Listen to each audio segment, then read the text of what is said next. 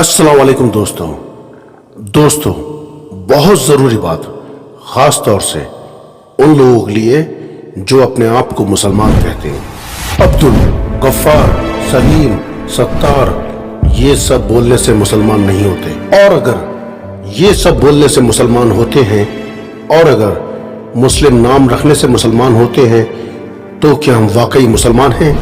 आप अपने आप को मुसलमान कहते हैं या मैं अपने आप को मुसलमान कहता हूं, तो यकीन मानिए हम लोग मुसलमान नहीं हैं। हमारे दिलों में ईमान नहीं है, बस अकीदा है, और वो भी हमें अपने माँ बाप से मिला है।